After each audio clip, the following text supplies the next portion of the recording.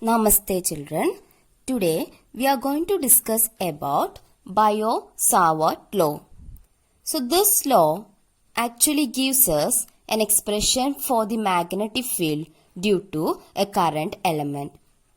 All magnetic fields that we know are due to currents or moving charges or and due to intrinsic magnetic moments.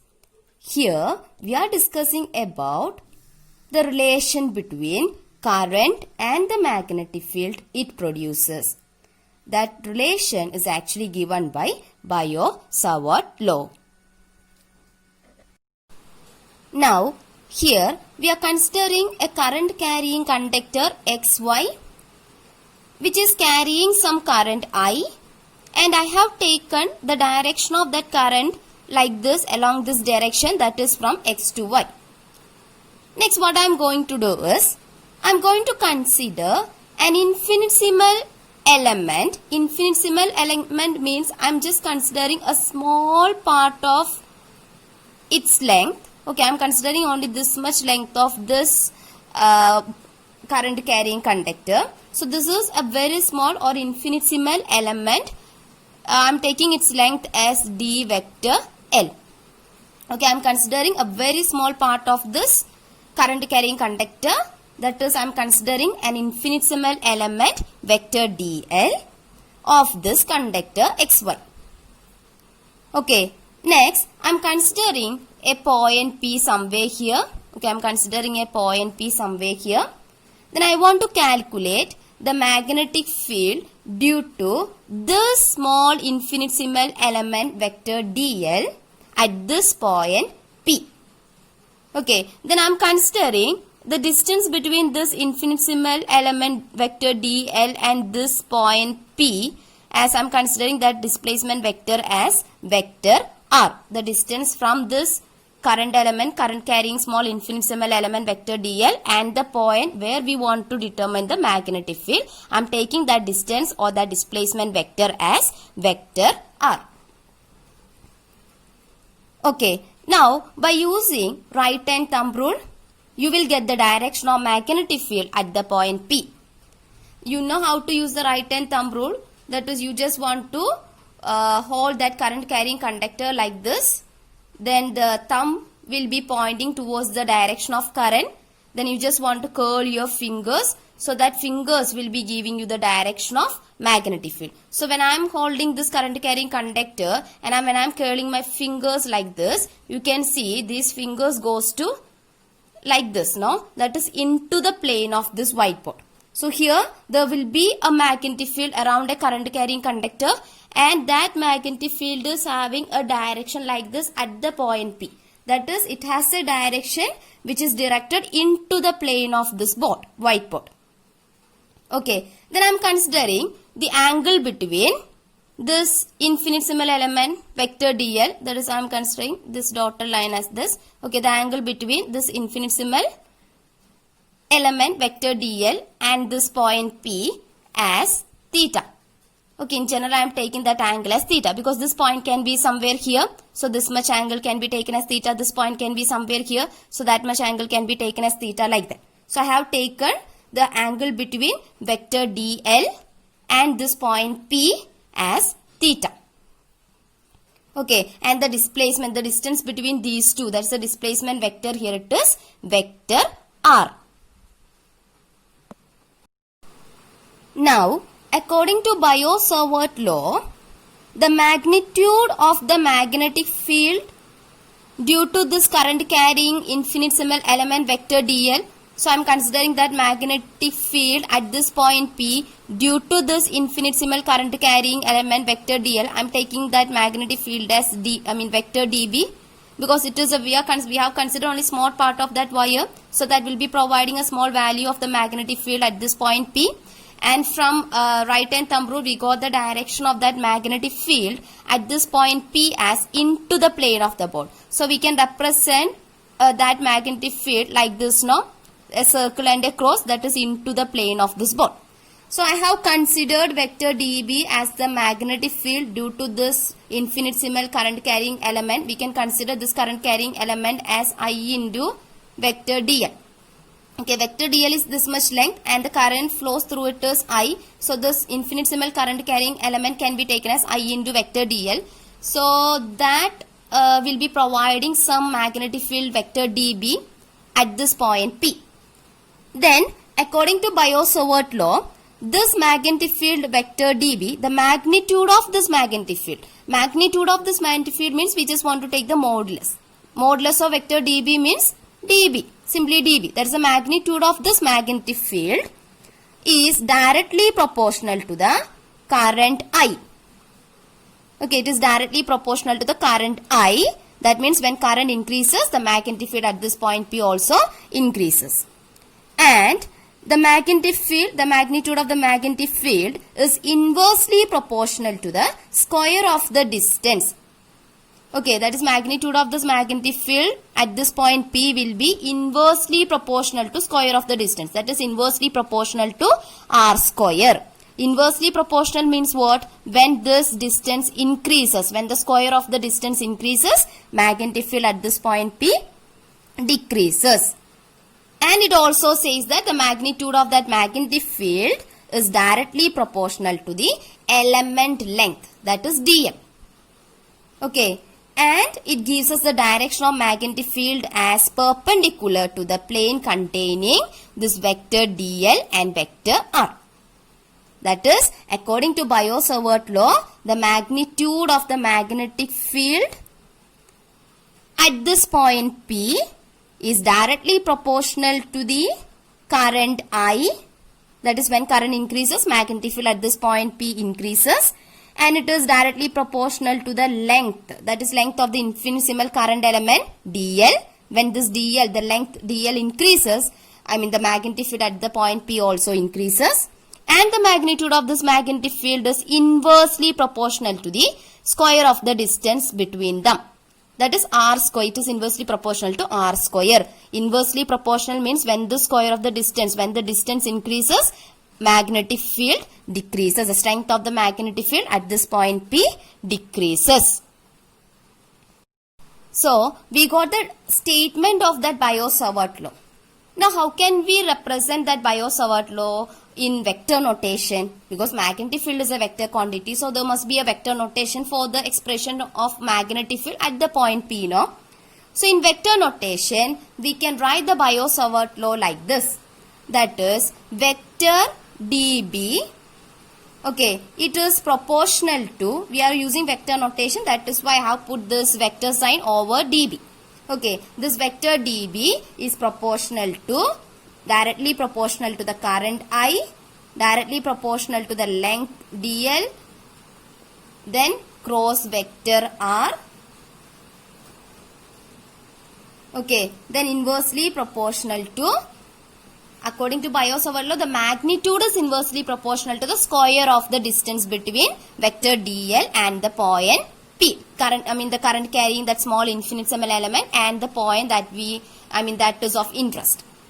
Okay, so in vector notation, we will write the Biot-Savart law like this. Vector dB is proportional to I into vector dl cross vector r divided by r cube. Don't worry by seeing this r cube here, because we have represented that Biot-Savart law using vector notation. Okay, we had that statement in terms of the magnitude of the magnetic field. Okay, here we have the vector notation, not the magnitude. That is why one r cube is here. Okay, now this can again be written as vector dB equal to, that is, I am just removing or replacing this proportionality sign with an equal sign. So while we are replacing a proportionality sign with an equal sign, we should write one proportionality constant now.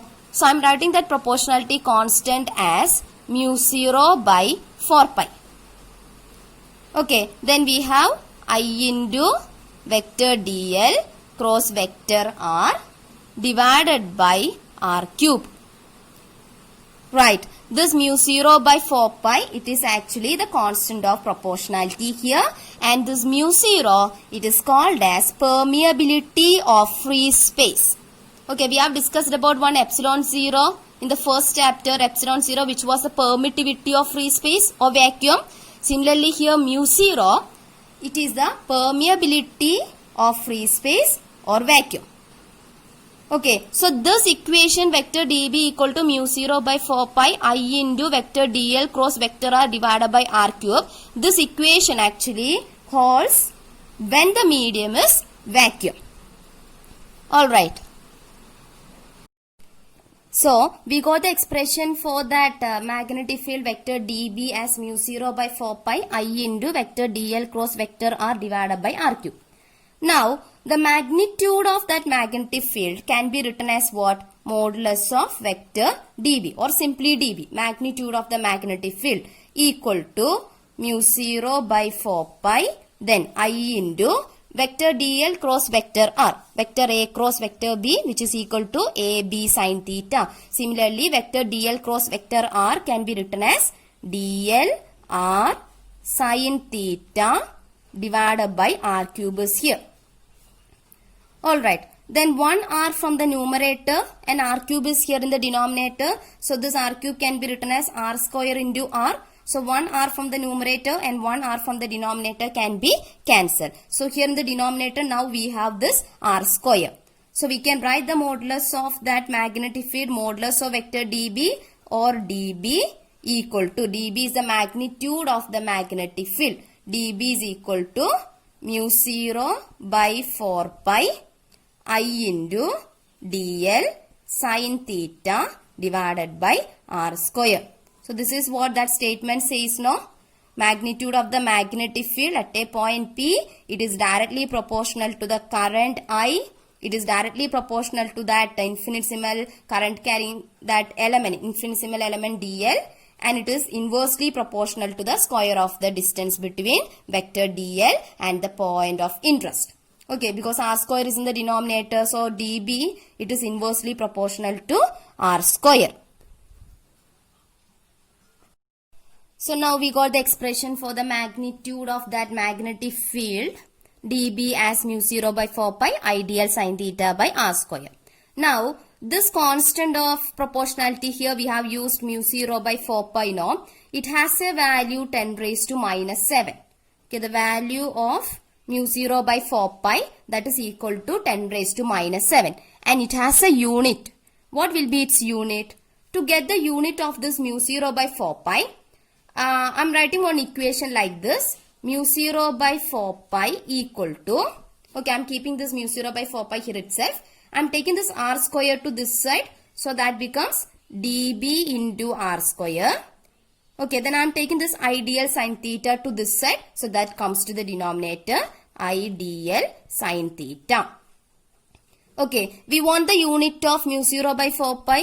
So unit of mu 0 by 4 pi equal to unit of dB, unit of magnetic field Tesla, then unit of r square, that is meter square, divided by unit of current ampere, then length meter, sin theta doesn't have any unit. Okay, so 1 meter from the numerator and 1 meter from the denominator can be cancelled. So we are getting the unit of mu 0 by 4 pi as Tesla meter per ampere. Okay, ampere is the unit of electric current. So we can write the value of mu 0 by 4 pi, which is the where mu 0 is the permeability of free space or vacuum, and this mu 0 by 4 pi together is the constant of proportionality used here. So it has a value, this mu 0 by 4 pi has a value which is equal to 10 raised to minus 7 Tesla meter per ampere.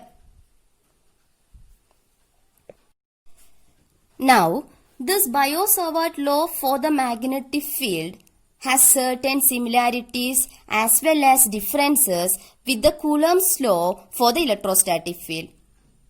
Okay, you can see the expression for the magnetic field given by Biot-Savart law, and you can see here the expression for the electric field given by Coulomb's law. Actually, this expression we have discussed in the first chapter. So there are actually similarities as well as differences while we are comparing these two. Both are long range, and you can see both electric field and magnetic field depend inversely on square of the distance from the source to the point of interest or to the point that we are considering. Both are inversely proportional to r square because r square is in the denominator. So both are inversely proportional to r square. Now, this electrostatic field, it is actually produced by a scalar source, that is an electric charge. Charge is a scalar quantity. So, electrostatic field is actually produced by a scalar source which is an electric charge. Okay, and the magnetic field, it is actually produced by a vector source. An infinitesimal, we have considered an infinitesimal current, a current carrying element, an infinitesimal current carrying element, that is I into vector dl. So this electrostatic field is produced by a scalar source, that is a charge, and this magnetic field is actually produced by a vector source, that is I into vector dl. And this electrostatic field now, it is actually along, its direction will be along the displacement vector joining the source and the field point. Right. For example, I am considering a positive charged particle somewhere here. So there will be an electric field around it. So I want to find out the direction of that electric field at some point P, which is at a distance r from this charged particle. So what will be the direction of the electric field due to this positively charged particle at the point P? It will be having a direction like this now. That is, the electric field will be having a direction which is along the displacement vector joining the source and the field point. Alright. But the magnetic field, it is actually perpendicular to the plane containing the displacement vector dl, vector r, and the current element I into vector dl. So the direction of the magnetic field will be, it will be perpendicular to a plane containing this vector r and vector dl. That is, you can make use of right hand screw rule to get the direction of magnetic field, because here we have vector dl cross vector r. There is a cross product now, so you will get the direction of that magnetic field by using right hand screw rule here. Okay, then actually there is an angle dependence in the Biot-Savart law, because this can be written as IDL sin theta like that. So there is an angle dependence in the Biot-Savart law, but that is not present in the electrostatic case. Now, if theta equal to 0, then what about the value of the magnetic field at a point P that we are considering if theta equal to 0? Theta equal to 0 means the angle between vector dl or I into vector dl and vector r equal to 0. Okay, which means that point that we are considering is actually along the direction of vector dl. Okay, we had considered that vector dl like this and a point P somewhere here and this as vector r. And we have considered, I'm considering this as vector dl. Okay, then we have considered this much angle as theta. Okay, now I'm considering a case where theta equal to 0.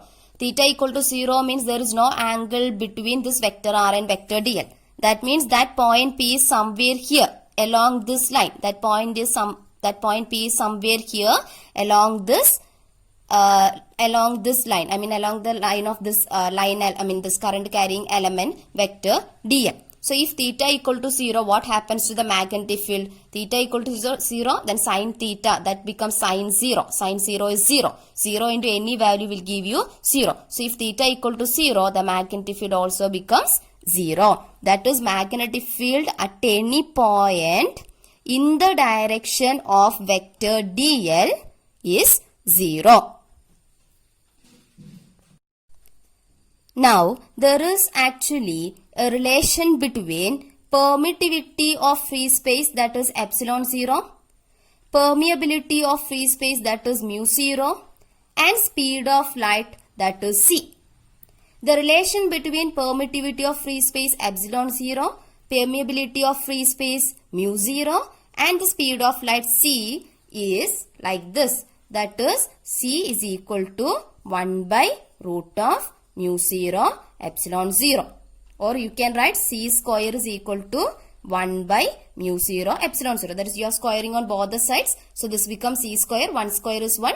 Then root of mu 0 epsilon 0, the whole square means mu 0 epsilon 0. So this is actually the relation between the speed of light c, permeability of free space mu 0, and permittivity of free space epsilon 0.